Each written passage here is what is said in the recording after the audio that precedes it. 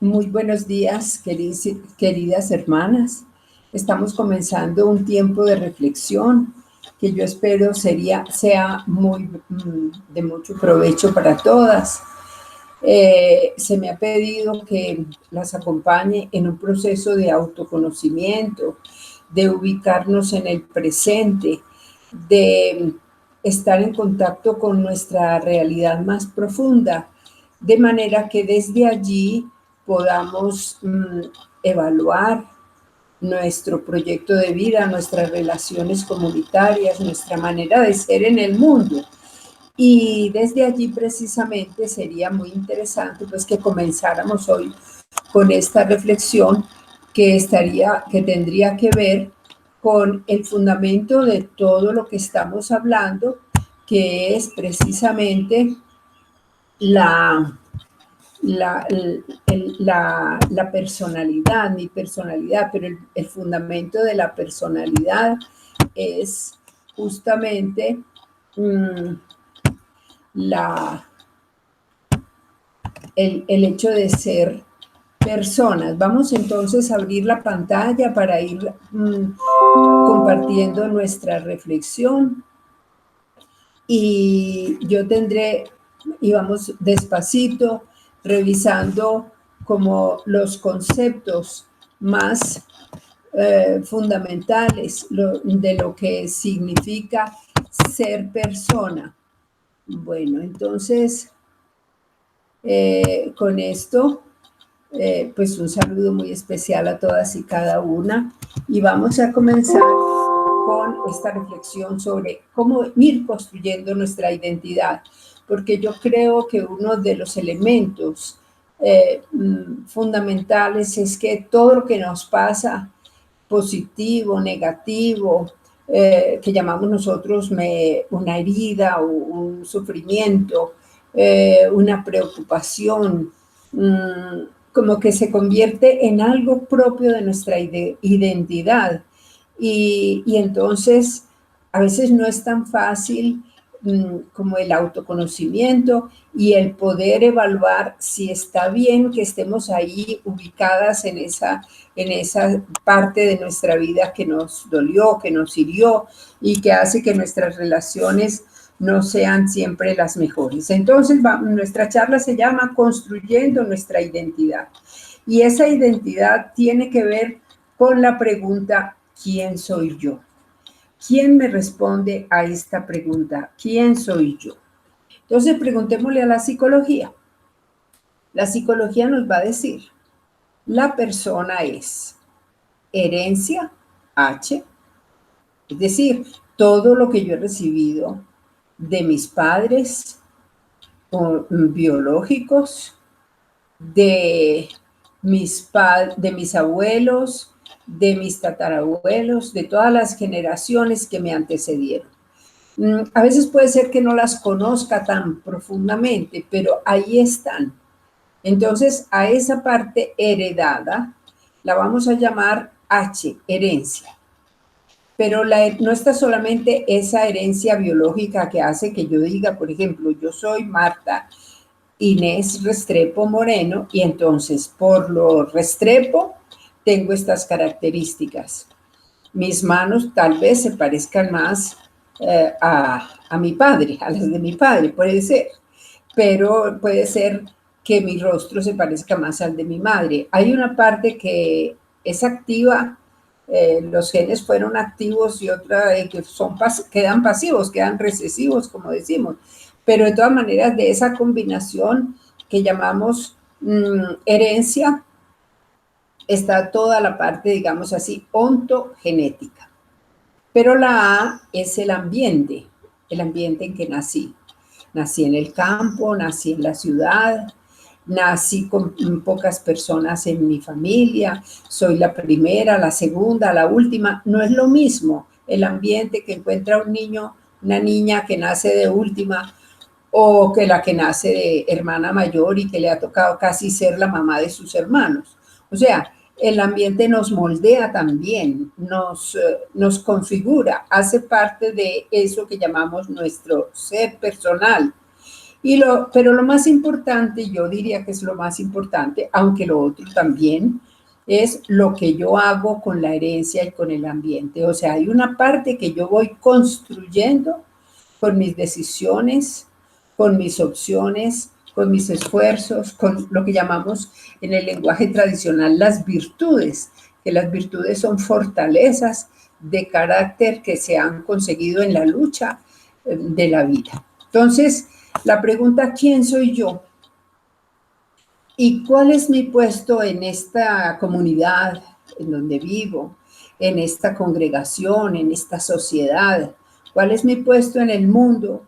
No está solamente configurado por todo eso que yo traigo en mi ser, sino cómo me lo reciben, cómo me están recibiendo las hermanas que viven conmigo, cómo me están recibiendo las personas con las que yo me muevo en mi misión, enfermos, pacientes, alumnos, adultos, mujeres, niños, en fin, que soy, en la medida en que yo pueda responderme con autenticidad, con verdad, esa pregunta, ¿quién estoy siendo para las personas que viven conmigo? ¿Soy una nota de alegría o soy una nota problemática o soy una nota de interrogación? Todo eso nos va poniendo en la pregunta de que ese ser de persona no solamente corresponde a lo que yo traigo por dentro, sino a lo que recibo de fuera. Y sobre todo en las crisis nos volvemos a preguntar, ¿por qué a mí me tocó esto? ¿Por qué a mí, por ejemplo, una familia que trae al mundo un niño con síndrome de Down y no hay antecedentes que esa persona conozca genéticos? Dice, ¿por qué a mí me pasó esto? Entonces, en las crisis, en los sufrimientos, la pregunta y la respuesta sería, ¿y por qué a mí no? ¿Por qué a mí me cogió el COVID? ¿O por qué no? ¿Por qué a mí no me ha dado COVID? Bueno, esas preguntas a veces no tienen respuesta, pero son preguntas que nos hacemos sobre todo en tiempos de crisis. Finalmente, esa identidad, entonces, es el conjunto de rasgos propios de un individuo o de una colectividad, porque también las carmelitas tienen una identidad que se las ha dado Santa Teresa, San Juan de la Cruz, Santa Teresita, Sor Isabel. Los grupos también tienen una identidad. Las carmelitas son las hermanas que están allá en ese barrio o en aquel otro lugar, en la costa pacífica o en Bogotá. Y también hay una identidad que me da el grupo, que yo he asumido al pertenecer a un grupo. Y hay también, llamamos identidad, esa conciencia que tenemos de ser yo misma. Esta soy yo, distinta a las demás, pero esta soy yo. Entonces, hay una identidad personal y hay otra identidad colectiva. Pero en el fondo, la personalidad, la identidad es el sí misma, el self, como dicen los psicólogos, myself, lo propio mío. ¿Qué es eso propio mío? Hay una reflexión muy linda que trae Romano Guardini en su libro La aceptación de sí mismo y comienza precisamente por esa pregunta. ¿Qué tengo yo? Diríamos también, ¿qué soy yo? ¿Qué tengo yo que yo no lo haya recibido? Este cuerpo, esta estatura, la he recibido de mis padres, de mis abuelos. Esta manera de ser, esto, pues sí, me lo han dado los eventos por los que he pasado, aquella situación de crisis que vivimos en mi casa, en la infancia o en la adolescencia, eso también, eso me tocó, me tocó, pero es que me lo han dado. ¿Qué tengo yo? Si yo he estudiado, porque pues yo no podría haber estudiado si no se hubieran escrito los libros, si no hubiera habido una tradición en el conocimiento.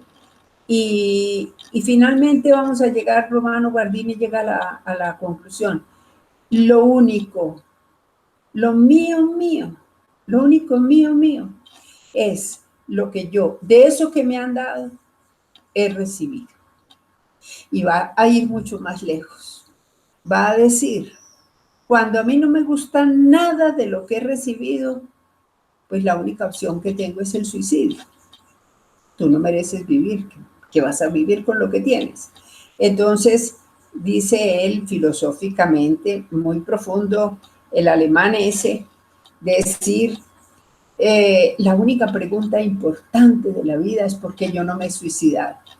¿Qué motivos hay en la vida para que yo siga viviendo? Para que yo esté presente aquí y ahora haciendo este tiempo de retiro.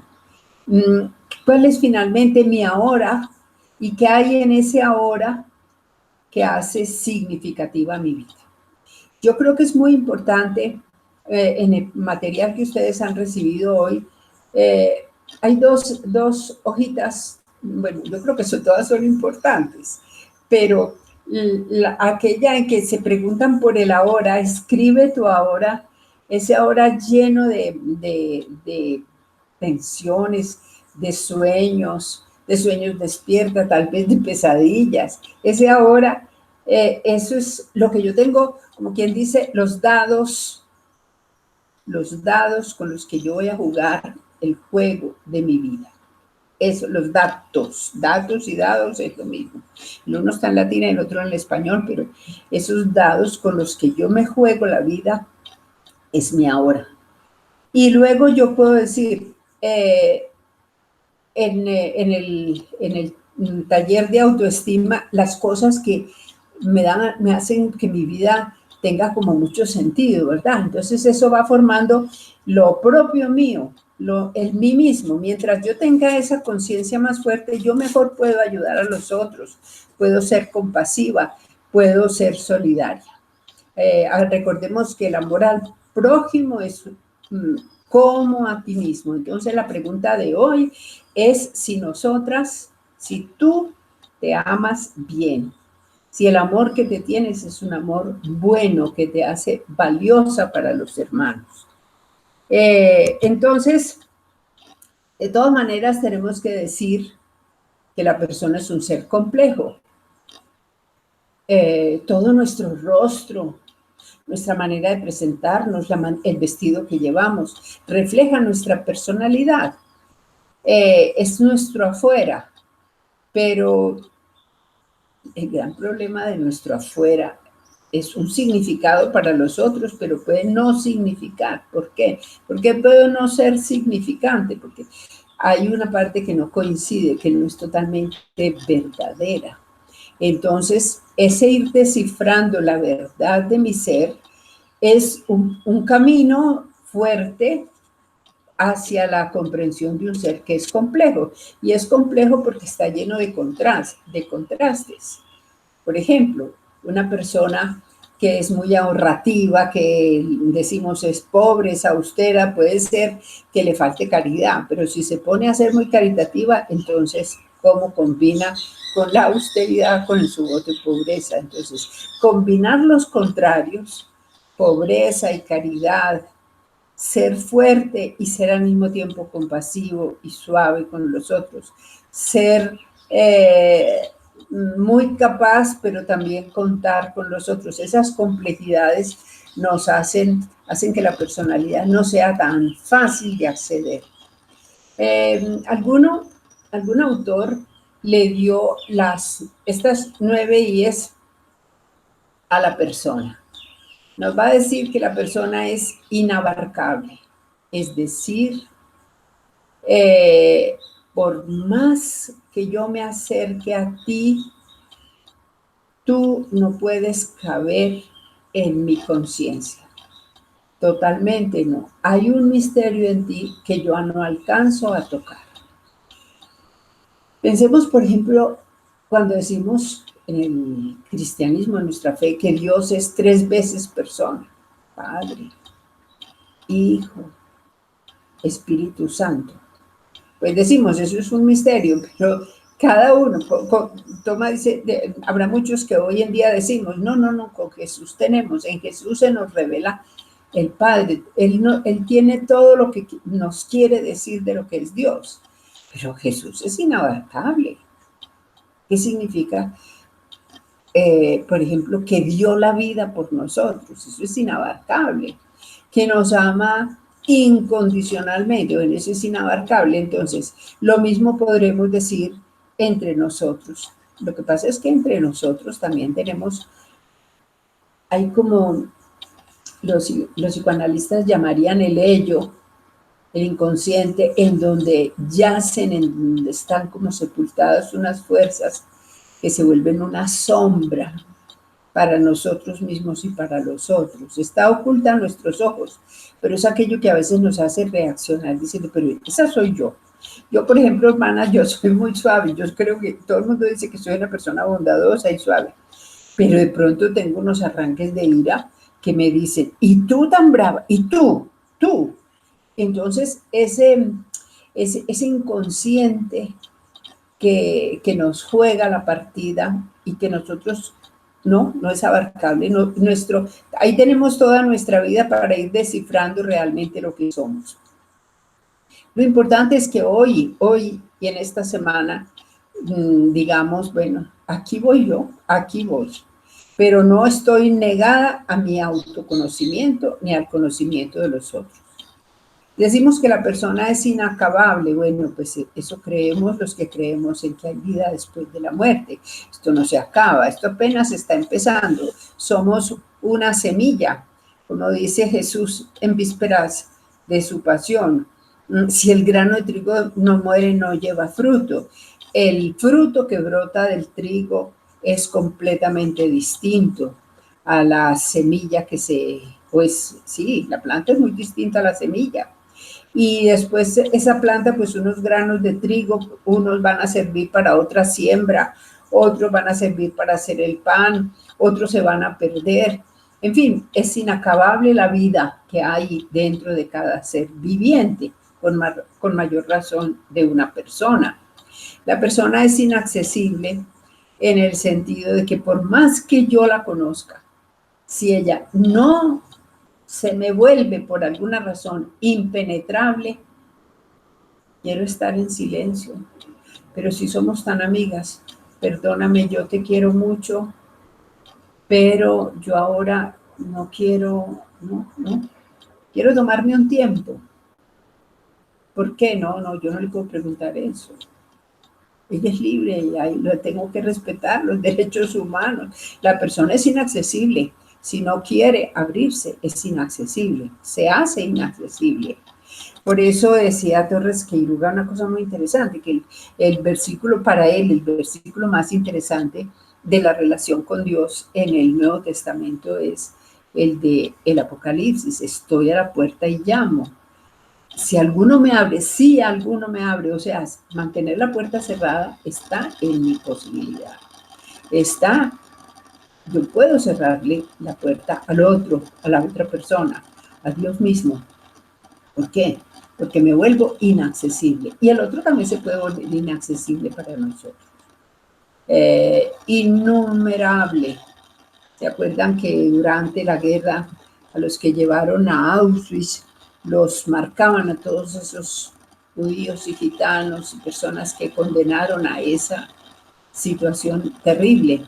Pero nosotros también estamos marcados por una cédula, por un número de cédula, y si llamamos ahora al seguro a pedir una cita, más que el nombre nos piden la cédula, pero no somos ese número, no somos innumerables y incuantificables.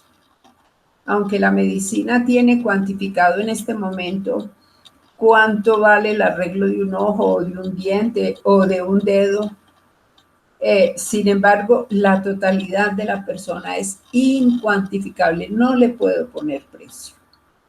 No, ninguna persona tiene precio, es inapreciable. por inapreciable porque es totalmente apreciable. Y por lo que decíamos ahora, que la persona tiene su misterio, su interioridad, somos interiores, y unos más que otros. Hay gente que vive más en la exterioridad que en la interioridad.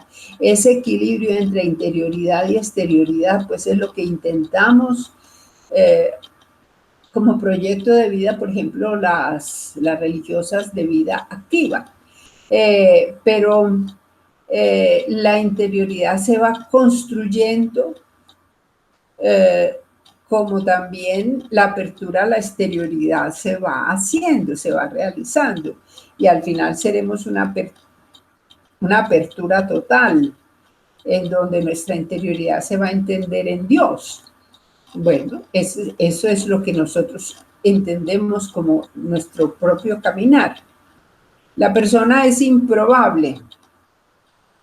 Yo puedo decir, o yo no, puede decir un muchacho, puede decir, ay, a fulana como le gusta el cine, el sábado van a dar este estreno, esta película tan interesante, yo la voy a llamar que venga conmigo. Y yo sé que pues que ella no ha hecho ningún programa. Hola, ¿cómo estás? ¿Qué programa tienes para esta tarde? No, no he hecho programa. ¿Te gustaría venir a cine conmigo? No. Yo pensaba que era probable que viniera. Ya no es probable, es improbable. Yo no puedo hacer cálculos sobre las personas porque no sé si cuento con ellas finalmente. Y nunca una persona me es indiferente. Yo puedo decirlo. A mí fulanita me es indiferente, pero eso no es verdad. O me provoca rechazo o me provoca atracción. Pero la persona nunca es indiferente. ¿Qué es la persona? La persona es un ser ahí. ¿Cómo así ahí? Cuando ustedes escriban el ahora, van a decir, yo estoy en tal parte. El ser humano es su cuerpo y como cuerpo está situado. Yo no me puedo bilocar. Eso es una fantasía, pues, de que las personas se puedan bilocar. No sé, no nos bilocamos. Puede ser que telepáticamente el Padre Pío se traslade, pero estamos localizados aquí y ahora. O sea, estamos condicionados por el lugar donde estamos, y no es lo mismo estar confinadas que estar en el campo, que estar libres, que estar en la costa, que estar en la montaña, no es lo mismo, es diferente. Estamos situados, somos ser humano, la persona es un ser situado, está ahí, pero no se limita a la ahí. Diana Uribe, al principio del confinamiento, hizo un programa de historia muy interesante. Decía que nunca se viaja mejor que con un libro. No nos dejan viajar, pero nunca se viaja mejor que con un libro. Hay personas que en este momento están haciendo una peregrinación virtual a Jerusalén, visitando los templos de Tierra Santa, y están felices. Están viajando virtualmente. ¿Por qué? Porque somos seres Asia, seres abiertos. No nos limita la cárcel, así estemos en una celda. Somos seres Asia. Y somos seres con otros. Y decimos que los varones son más Asia y las mujeres somos más con, más por esa predisposición que tenemos a la configuración de la familia, de la amistad, del amor. Somos seres con otros. Pero ambos sexos tenemos las dos dimensiones, Asia y con, en proporciones tal vez un poquito diferentes, pero así somos.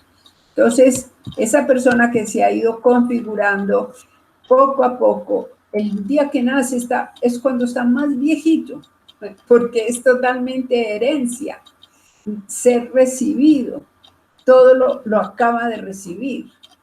pero a medida que abre los ojos, apenas abre los ojos, empieza a hacer apertura, incapacidad de cerrarse, empieza a hacer apertura a las personas que lo rodean, al mundo. Ay, es precioso ver un niño cómo se va asombrando de que haya una hormiguita, de que haya un palito encima de la manga, si lo sientan en la manga, primera vez que está allí. ¿Por qué? Porque está en su apartamento y lo llevaron a la finca de los abuelitos. Entonces, la persona no puede cerrarse, no puede circunscribirse en los datos. Usted aquí, usted es esto y no más, no. El hombre supera, la mujer, pues, el ser humano supera infinitamente al ser humano. O sea, lo que podemos hacer con lo que somos, pues pregúntenle a la Madre Teresa, santa, a cualquiera de las santas Teresas que hay, también la de Calcuta. Como esa mujercita tan pequeñita llegó a esa superación tan inmensa. Entonces, la persona, para poderse como decir, esta soy yo, tendría que tener como un poco claro, pues, o estarlo construyendo esa claridad, su identidad sexual, su identidad de género, su identidad social, es decir, pertenezco a esta familia, del campo, de la ciudad, de tal barrio. Bueno, soy afro, soy mestiza, soy más indígena. Estos días me contaba un sacerdote que vive en Estados Unidos, misionero, que se hizo allá como que hay un laboratorio donde uno le sacan un poquitico de sangre y le dicen toda el ADN, le estudian todo el ADN, pues hasta yo creo que hasta el Big Bang. Claro que todos somos hermanos en el Big Bang, ¿verdad? Pero, y entonces me decía, ve, yo que creía que era afro, pues que él es bastante moreno. Yo pensaba que era descendiente pues, de estas familias antioqueñas que tuvieron esclavos, de doña Javiera, en Londoño. Pero no, resulté que tengo raíces hasta italianas, hasta tengo por allá más atrás egipcias, hasta tengo por allá más atrás hasta el neandertal. Él mismo se reía. Posición en el grupo. ¿Tú qué posición tienes en tu grupo comunitario? A tu edad tú perteneces a varios grupos. Posiblemente, puede ser que un grupo de educadoras, un grupo de músicas, un grupo de economas, de superioras, qué sé yo. ¿Qué posición tienes en el grupo?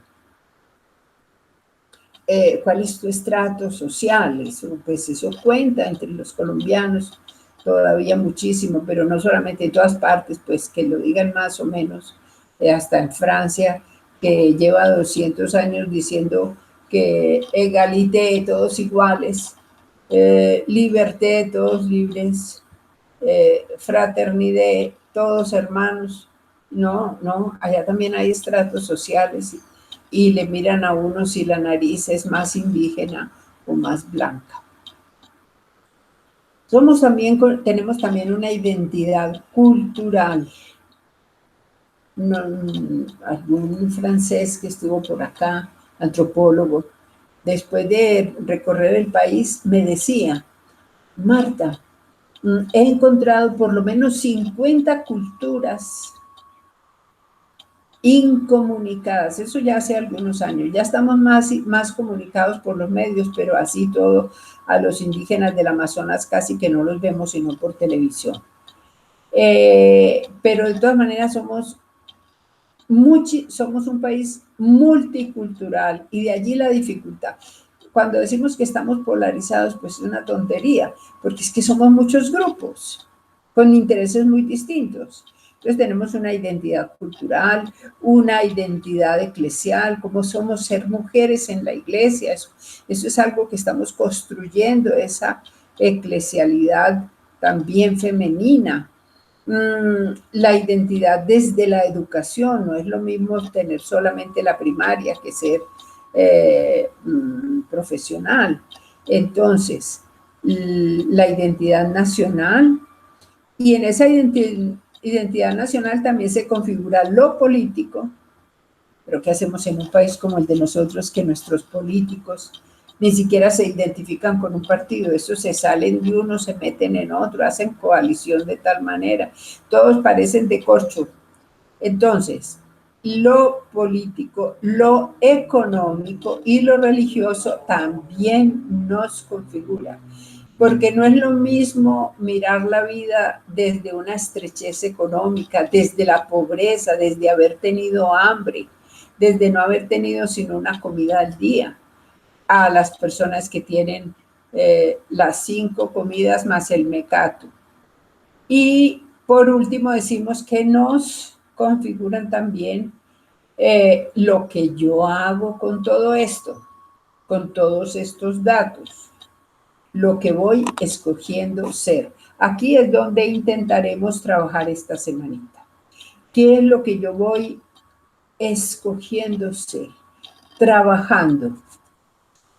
Bueno, entonces hay un aspecto que a mí me parece muy interesante sobre el ser persona, sobre la identidad, y me gusta mucho este autor, Paul Ricoeur, que dice que la identidad es un relato del sí mismo, de sí misma. Gracias a Dios, yo quiero mucho a San Pablo, porque fue el primer cristiano del Nuevo Testamento que escribió hechos autobiográficos. A mí nadie me anunció a Jesús.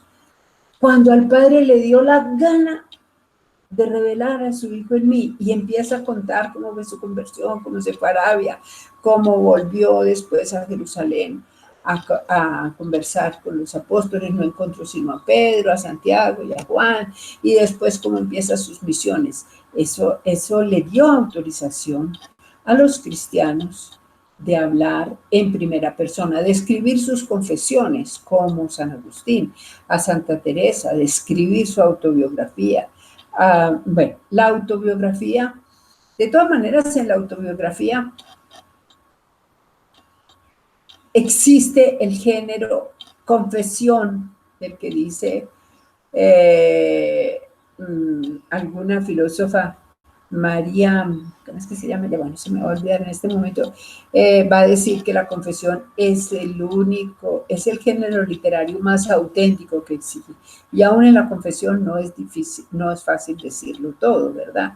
Pero de todas maneras, esto que dice Paul Ricoeur de que la identidad, quién soy yo, es un relato de uno mismo, pues yo creo que sí, en los tiempos de ejercicios espirituales, de retiros espirituales, traemos a la memoria nuestra historia, podemos dividirla por etapas y decir, bueno, en la infancia fui así, fui esta, en la adolescencia.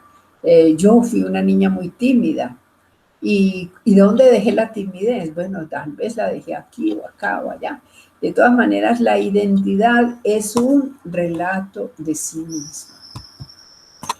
Es porque nosotros nos comprendemos narrativamente. Uno en psicoanálisis le dice a una persona, bueno, háblame de ti, ¿qué te trae por aquí? Háblame de ti. Y la persona normalmente cuenta historias. Nos entendemos en esas historias, más nosotros mismos que lo que está entendiendo el que nos escucha. El relato para cada persona es único y es irrepetible. Y no se esclarece solamente en la lectura de los datos biológicos. Es un relato personal en el que el orden simbólico, es decir, el significado que yo le doy a lo que he vivido, tiene mucha eficacia. Como decía Jean-Paul Sartre, una cosa muy fuerte, decía, la vida no tiene sentido. Y eso es explicable porque cuando Jean-Paul Sartre tenía 3 años, perdió a su papá y su mamá se volvió a casar. Eso de vivir con padrastro debió ser una cosa muy horrible para él. Y él va a decir, no, pues, frases muy fuertes, va a decir, la vida es, el ser humano es algo, una cosa vomitada. Va a decir, me trajo la vida como sí, como un excremento, ¿no? Pero la vida no tiene sentido. Pero va a decir una segunda frase que es muy importante. Yo se lo doy. Yo se lo doy. Miren, yo soy muy amiga de una señora que hace casi 50 años tuvo este problema del Guillain-Barré, una silla de ruedas, hace 50 años. Tenía en ese momento sus hijitos de 5, de 3 y de 1 año. Y estar 2 veces por 6 meses en un proceso de inmovimiento total. Lo único que podía mover, lo único que le quedó móvil fueron sus párpados y tuvo que aprender a hablar con el alfabeto Morse, eh, eh, con el golpecito de los párpados. Y poco a poco, y esta señora después, bueno, se rehabilitó, su silla de ruedas, pero es una persona muy capaz y trabajó toda la vida por los limitados físicos. Y uno la ve en este momento, ya tiene 80 años, y, es la persona más generosa. Es que uno puede convertir una silla de ruedas en un absurdo. La vida es absurda. Un absurdo en algo con mucho sentido, lleno de sentido. Entonces, aquí es donde estamos trabajando en este momento. La identidad es de orden narrativo. Miren el diario de Ana Frank. Ana Frank no vivió sino 13, 14 años y sin embargo, lo que ella nos dejó con su diario, su vida se convirtió en un germen de vida. Y ese sentido tiene mucho que ver con el sentido de la pertenencia. La identidad integra el pasado, el presente y un futuro. Y el futuro, porque yo hago sueños, yo construyo sueños de futuro. Como los construyó el Papa, no habla sino de sueños. Pero ese es un tema muy lindo que comenzaron a trabajar Martin Luther King. Dios tiene sueños con la humanidad, quiere que seamos todos hermanos. Bueno, el futuro también nos construye, esos proyectos nos construyen, pero la memoria anuda esa identidad y por eso es muy importante cultivar esa memoria. Entonces, esa memoria, fíjense, trae todas las generaciones anteriores, las presentes, las futuras, pero se desarrolla en los primeros 2 años de vida, se desarrolla esa personalidad, ese sujeto personal. Yo no sé si estoy dando saltos muy grandes, pero yo quisiera que pasáramos de toda esa, digamos así, antropología del ser persona a esta parte un poco más psicológica, y es el personalismo, la psicología personalista de Gordon Allport, el que nos sugiere que miremos la persona como un conjunto de rasgos. A ver, en estos días se murieron un montón de jesuitas allá en la Casa Provincial en Bogotá, en la enfermería. Se murieron como 13 jesuitas. Y el padre Darío Restrepo, que era su superior, al hacer las exequias, porque fueron en 2 semanas, él escribió algo muy bonito. Y a cada uno lo identificó con un solo rasgo, porque eran 13. Yo les preguntaría a ustedes, si eso pasara en la comunidad de ustedes o en la mía, ¿con qué rasgo me identificarían? ¿Con qué rasgo te identificarían a ti? Ese rasgo es superficial. ¿Cuáles son los rasgos superficiales? Los rasgos superficiales son, no es porque sean no valiosos, todos son valiosos, pero son aquellos que están recibidos por el medio, por la cultura. eh, funcionan a veces para utilizar términos psicoanalíticos, es como el super yo, como nos educaron nuestros papás. No es que esta religiosa, esta hermana es cultísima, es educadísima. Aquí hubo una religiosa tan culta que no la recordamos sino por esa cultura. Y entonces contaban con mucha gracia que una vez encontró un ladrón en la casa, en la comunidad, y le dijo: señor ladrón, tenga la bondad de salir. Entonces, digamos, ese es un rasgo superficial. ¿Por qué? Porque ella es culta, fue culta, ya murió, fue culta porque así la educaron, pero eso es un rasgo de ella. Los rasgos superficiales son rasgos recibidos y que funcionan de manera inconsciente, ni nos damos cuenta. Cuando vamos a hacer una reunión y nos dicen: mira, tú te encargas de hacer las carteleras, tienes un rasgo, sabes hacer carteleras, tienes buen gusto para dibujar, facilidad para escribir, una caligrafía, pero esos son rasgos superficiales. Hay otros rasgos pero son rasgos míos de mi personalidad. Hay rasgos más centrales que están surgidos de experiencias más profundas. Por ejemplo, la vocación. Nosotras podemos decir: bueno, yo hice la primera experiencia del Señor donde me sentí realmente llamada en tal momento. Como diría el Evangelio de Juan, a las 4 de la tarde. Era la hora. Bueno, eran las 4 de la tarde. O sea, hay experiencias que se nos convierten en experiencias vitales porque centrales, porque configuran nuestra vida y son más de tipo afectivo y emocional, que como pueden ser la vocación, el gusto por, también pueden ser rechazos definitivos. Yo no puedo ver esto, no puedo ver aquello, no, es que me da alergia. Bueno, esos pueden ser rasgos centrales que surgen de experiencias profundas. Lo importante es que la personalidad es dinámica y entonces ante ante ese dinamismo, rasgos que son centrales pueden pasar a ser superficiales y rasgos superficiales pueden ser centrales. Voy a poner un ejemplo. Ya en una finca hay un chiquito que es muy inteligente.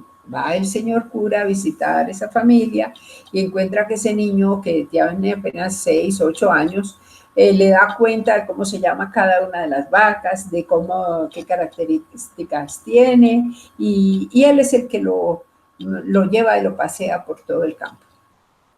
Cuando el señor cura va donde los papás, les dice: miren, ¿por qué no me dejan venir este niño al seminario? Yo se los educo, puede que sea un buen sacerdote, y si no, pues él volverá a su casa. Ese muchacho es muy inteligente, o sea, es un rasgo que él no lo sabía. Es el cura el que se lo descubre, es un rasgo superficial. Pero pongamos que este muchacho se quedó en el seminario y el rector dice: bueno, como este muchacho es tan inteligente, lo vamos a mandar a estudiar a Roma. Que estudie, que profundice. Todavía el rasgo puede ser superficial, pero si él dice: qué rico yo poder servir con este talento, me voy a poner a estudiar con toda responsabilidad, el rasgo se vuelve central, ¿verdad? Puede que vuelva a Colombia y sea muy buen sacerdote, pero llega un momento en que vamos a ver si ese rasgo central se vuelve cardinal o no. ¿Qué son los cárdines? En latín los cárdines son los goznes en donde se agarra una puerta. O sea, son los ejes, son rasgos axiales, ejes de nuestra vida.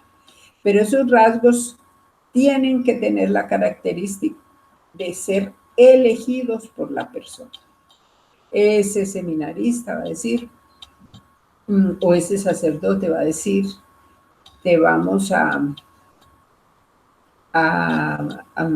poner en este oficio pongamos de dar clases. Ay, no, yo lo que quería era ser cura. Yo no quiero dar clases. Entonces, No eligió dedicar su inteligencia al servicio de la cultura, sino dar clases. No, no va a dar clases, va a ser pastor. Entonces, no se convirtió en un rasgo cardinal. Pero el otro dijo, sí, con mucho gusto, yo me dedico a la investigación, yo quiero darle altura a las facultades de ciencias teológicas, de ciencias religiosas. Con mucho gusto me dedico a estudiar. Ese rasgo se vuelve cardinal. Así nosotros podríamos examinar realmente qué es lo que he elegido ser. Porque también hay la característica de que rasgos que son profundos, centrales, y que aún han llegado a ser cardinales, se convierten en superficiales. Y encontramos la religiosa descentrada. Es religiosa, pero no parece, no es que la manera como maneja el tiempo, como maneja los intereses, como maneja las relaciones, eso no es una monja, eso no es una religiosa, es una persona que está aquí en este hotel que se llama Comunidad, que es muy buen hotel. Entonces ha perdido el eje, ha perdido el centro, ha perdido, los rasgos se volvieron superficiales. Y en esas circunstancias, pues en cualquier momento, con una ceñita de afuera, se puede salir. Entonces, miren, estos días me decía un superior, me decía que por qué no les hago unas charlas, una formación a los jóvenes profesos de su, recién ordenados de su congregación para trabajar la deserción de los religiosos. Pero yo creo que este problema es en todas partes. ¿Pero por qué la gente se retira? Porque los rasgos que fueron cardinales dejan de ser. O sea, hay que cultivarlos todos los días, todos los días. Como me decía una vez un jesuita, a mí no me, decía en una clase, a mí no me pregunten por qué yo soy religioso. Que no me pregunten cuál fue mi vocación, pregúntenme por qué sigo siendo aquí, por qué estoy aquí. Eso es lo importante.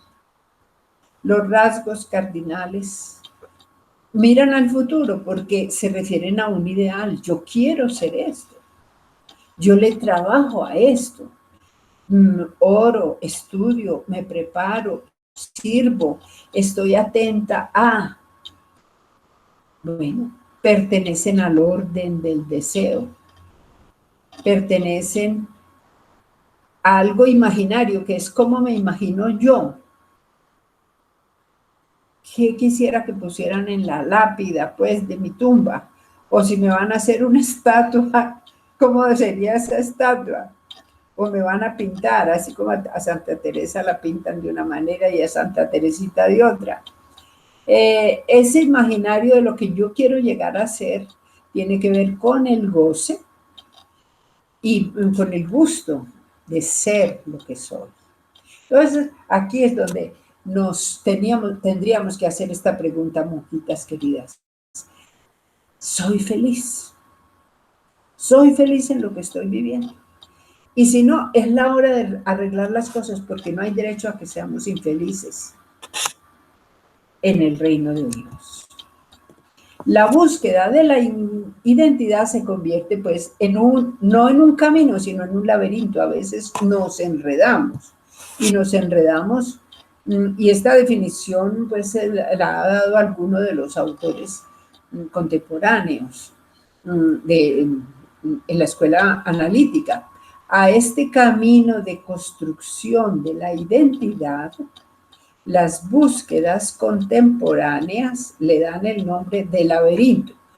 Pues es más fácil comprenderlo, por ejemplo, en un joven que tiene un proyecto de vida al entrar a la facultad, pongamos, de ingeniería o a la facultad de medicina, y de pronto se topa con la droga y empieza a drogarse. Su búsqueda personal se le vuelve un laberinto. Más allá de otra metáfora que haga referencia a un camino, por tortuoso que pueda ser el camino, nos podemos perder en el hecho, en el desafío, en el reto de ser nosotros mismos. ¿Cómo se construye la identidad, nuestra identidad personal? Se construye a través de mecanismos de identificación. O sea, yo me identifico con otras personas. Si ustedes escriben ahora 2 o 3 personas que hayan influido mucho en su vida, ustedes podrían encontrar que rasgos de ustedes se parecen a los de esas personas. Ha habido esa identificación. Generalmente son personas a las que amamos, a las que admiramos, a las que apreciamos. Con esas personas nos identificamos. Y esa persona se constituye como un referente para la construcción de nuestra identidad. Son procesos inconscientes de imitación y de imaginación. Entonces, los referentes son imaginarios. Por ejemplo, lo que tú conoces de Jesús es lo que tú has construido, pero tú nunca has visto a Jesús. Cuando tú dices, por ejemplo, es que Jesús era bondadoso, es que Jesús era compasivo. ¿Conoces alguna persona bondadosa y compasiva? Y tú haces un repaso en tu vida y dices, sí, tal médico, sí, tal sacerdote, sí, mi mamá. Es que yo aprendí de mi mamá estar atenta a la necesidad del otro. Entonces, esos referentes que funcionan desde lo inconsciente están ahí actuando para identificar a Jesús. Entonces, yo le pongo a Jesús todas las cualidades que de alguna manera he conocido en otras personas.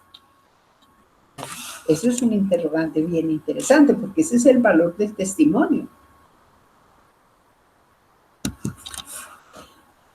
Es de crucial importancia la construcción de un proyecto de vida. Bueno, entonces, primera pregunta, ¿eres feliz?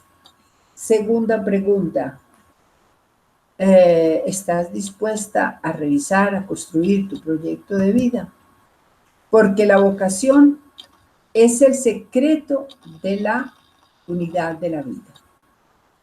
Es a los 40, 45 años decirse a sí mismo, a sí misma, lo que elegí a los 18, a los 20, a los 21, estuvo bien elegido. La vocación es el secreto de la unidad del ser. Y por eso Jesús en la última cena toma el pan y dice, este soy yo. Ese fue su secreto. Esa fue su vocación. Darse, partirse, romperse por los otros, para hacernos hermanos e hijos. ¿Tú con qué te identificarías? Busca algo con qué identificarte. Dibújalo, píntalo, escríbelo. Y con esto hemos terminado nuestra reflexión sobre la persona. Yo espero que ustedes hayan disfrutado este ratico y sobre todo que les sirva mucho con los ejercicios que les envío también para su reflexión de hoy. Feliz tarde, feliz día y muchas gracias.